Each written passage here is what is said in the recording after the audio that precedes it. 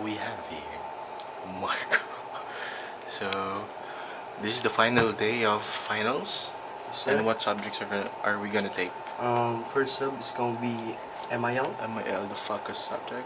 And the second subject is Gen Chem, the fucking The devil hell? subject. It's the devil subject. May speech ka? Tapos na ako dun. Kami mamaya. Yung valedictorian. Oo. Tapos na ako dun talaga. Mananat ka? Mananat ka? Saan ba? Hindi ko alam. Case Romata. The babes. Show them the babes. For Rentuatis. Sir. So, I'm here with my brother, Carmelo Kun. So, what's your first sub? First sub is MIL. MIL2. The most annoying subject out there. Second is Gen Chem. The hardest subject. Harder than Marco's Dick. Yes, sir. And That's right. lastly, I'm gonna do my valedictorian speech. And after that, I'm gonna fucking sleep on the house. Go to Marco's house and get the 200 from his mama. And after that, when we're done, tomorrow we're gonna go party. And next week we're gonna go celebrate Marco's birthday. We're gonna find a place first because his broke ass got 3,000. His motherfucking broke ass 3,000. What the fuck we're gonna do with 3,000? So overall, that's my week. And for next week is our summer break. Oh.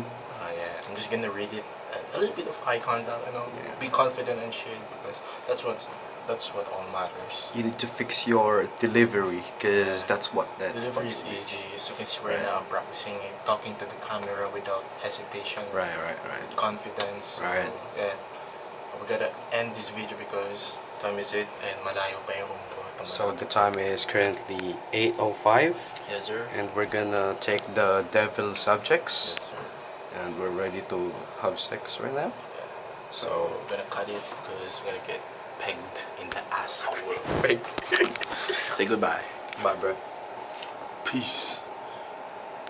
Floor for 5 minutes. What's your name? Good day. David Ligaw. What?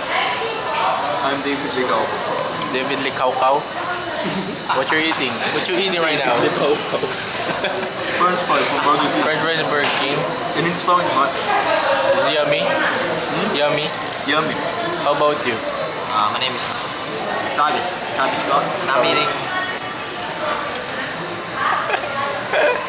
I'm eating chicken fillet. Chicken fillet. How about you? What are you eating? No. Some fries and Fries and burger. How about this monkey? Good day. My name is Monkey eat peeled bananas? I'm eating tocino Trash with to some vanilla coffee iced coffee. Yeah. and some Some bigadi. How's the finals? Was it easy or hard? Kind of. It's okay. The MIL. ML so easy. I didn't review MIL. How about you? Shut up. What? Bro's just looking, bro's just looking at the environment outside. Nasa ano ko yun, nasa speech ko yun eh. Nasa speech ko yun. Yung what? Napapalok na lang outside, sobrang hirap na exam. Ask this guy. How's the exam? How's the musical? Pinasa ko hindi ko pa dito. I mean, He it's submitted alright. his scratch paper. I mean, it's alright. Scratch paper is empty, bro. Sketch paper. They took my scratch paper, bro.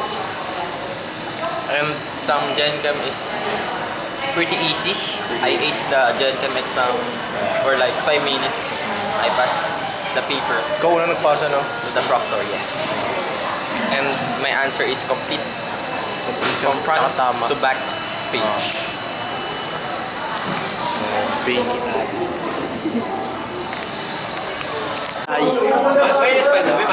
Minus 5 ka pa. Video to? Say hi, say hi. Senior high school! 14. Parang ang babas. Hindi nag-i-rate. 14. Yan. Ako naman. Ganggang ko dyan. Grabe ako. Grade 75. Most people, not just me, faced such experiences. But looking back, I realized that those moments, those imperfections, were actually crucial to my growth. These flaws made me resilient, the ability to bounce back from adversity. Such experiences taught me humility, the ability to understand that everyone makes mistakes, that no one is perfect. Most importantly, those imperfections taught me the importance of self-compassion, the ability to forgive myself for not being perfect. In connection to these, I would like to share a wisdom, a saying told me by my grandfather. He said that, always Celebrate not our only academic achievements, but also the memories, friendship, and growth with experience for over the 4 years. Unbreakable bonds, shared laughter, and support each other through thick and thin. As we stand here today, the journey we have shared and what lies ahead. We are here today because of countless hours of hard work, determination, and growth. We have spent years in classrooms learning from incredible teachers who inspired us to reach beyond what we heard. It is attempting out for a brand new recreation, becoming a member of a club, or speak me up in elegance. Do not forget that the greatest reward regularly lies just off the doors of our outside of it more. We start to appreciate the little things outside, with how hard the winter is. I myself